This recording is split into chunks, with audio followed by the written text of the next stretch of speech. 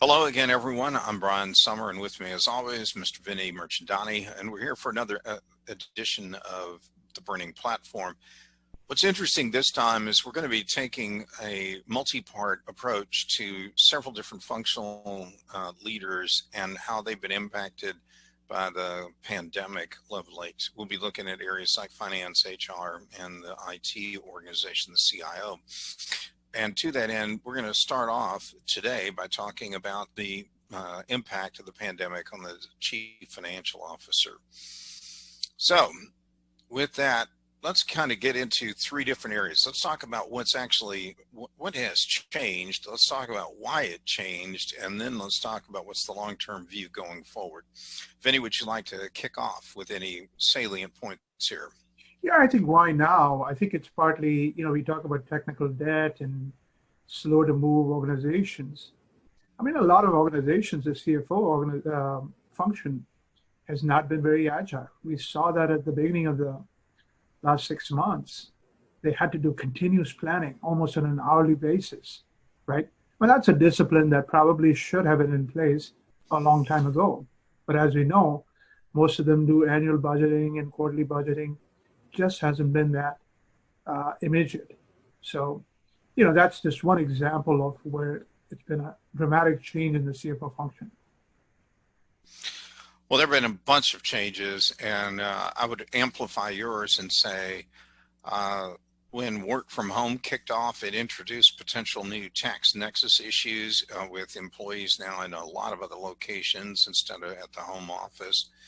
You've got companies have had to repurpose some of their production facilities and making new kind of products, some of which were actually targeted towards consumers. There may be new sales and use tax kind of implications.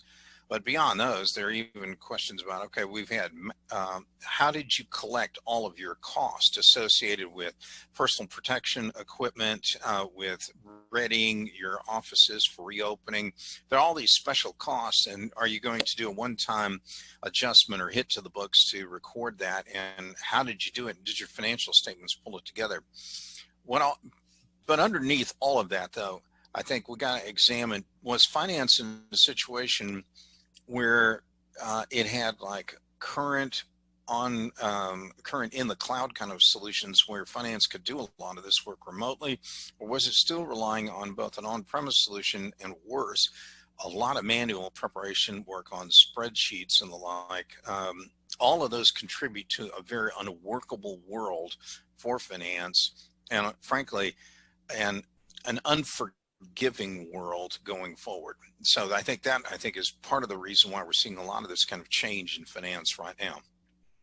Well, Brian, let's move to what changed, right? It wasn't just they weren't prepared. I mean, the world around has changed.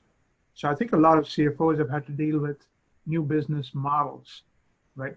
Many of them were a B2B world and suddenly found opportunities in B2C world.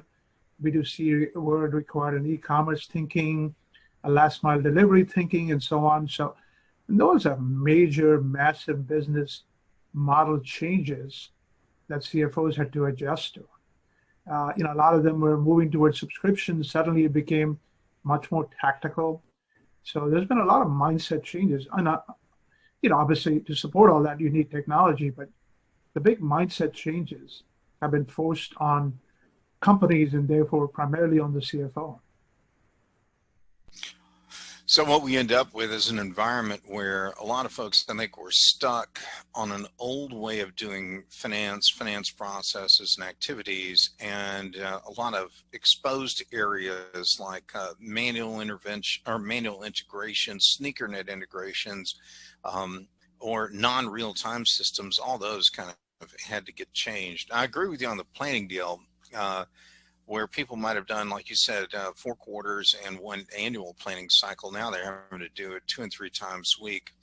And they need to do it with new kinds of data, new information, external data, and signal information, much of which doesn't exist in a lot of the financial systems, nor do they have the tools to deal with it. Bottom line is, I think we may have reached a point where a lot of finance groups have realized that the spreadsheet can't solve it all, and they've got to go look elsewhere for something else. I would say, Brian, a big impact has been on the revenue side. if you think of healthcare, suddenly moving to telemedicine, man, that's a brand new way of revenue processes, right? Impacts the ripple effect of that on billing, on everything has been dramatic. Same thing with companies that had to move to e-commerce in a hurry. The whole last mile delivery, um, accounting for all that is a fairly significant change. I mean, you look at PPP loans that banks had to make. It needed brand new functionality, brand new practices to be able to react to A, the massive volume, B, the time crunch of getting it done. So I think the revenue side has had major impact. And again, the CFO has seen a lot of that pressure.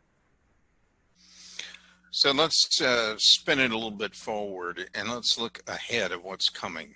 I think it's fair to say that the cat's out of the bag with regard to the continued use on premise. People are no longer going to go there. They're going to go with something in the cloud. But they're also going to have to go with something that that does a better job of not only using big data, but let's go beyond that. What's really going to happen here is we need tools that help a company grow organically without adding headcount. And the challenge for finance is how does finance support an organization that grows 10, 20, 30, 40% in the next couple of years without adding headcount? And the way you're going to have to do that is you really got to automate the daylights out of the routine, out of the basic plugging and chugging of whether it's booking entries or paying bills or processing cash receipts. You've got to be able to automate that so that finance personnel are only going to focus on exception kind of things. They're going to need advanced technologies like AI and anomaly detection and machine learning capabilities and the like to do a lot of that. And finance is going to need to reorient some of its people and skill sets to be able to understand these new technologies and to be able to leverage them very well. I also think there's a vast white space of untapped potential for applications beyond the immediate transaction processing area. And I think finance needs to be embracing a lot of some of the newer things coming up in that white space. Vinny? I think going forward as in like tomorrow is, we're seeing all kinds of scenario planning where people are looking at recovery and saying, is it going to be a U recovery, V, W, all the alphabets.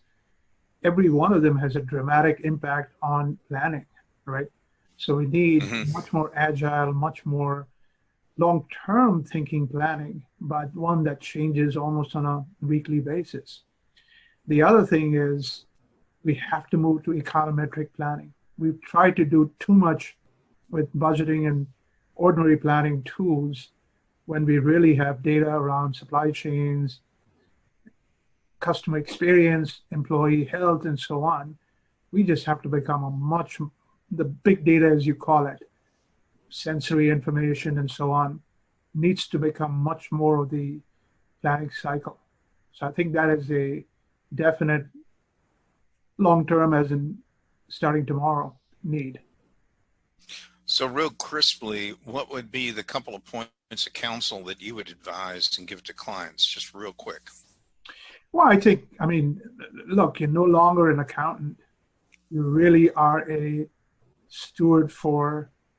very agile steward for a lot more than just transaction processing. You become the, big planner for the company, and that means a much more enterprise-wide view of your responsibilities. That'd be one big ask from me. And I think for me, I'm going to really push people to get out there, kick tires, and discover what is truly the art of the possible today. There is a new universe of opportunity out there of new kinds of technologies, new capabilities that could fundamentally change finance and accounting in the way you've been doing it for the last 3, 4, 5 decades. And when you see that, then you need to have the courage to make the change in spite of all your prior successes in this finance organization, but to make it an entity that's going to be the envy of everybody in your industry. Well, I think that's plenty for this edition of the Burning Platform. Thanks, Vinny. And I guess stay tuned, folks. We've got some more of these coming up on other functional areas like the Chief HR Officer.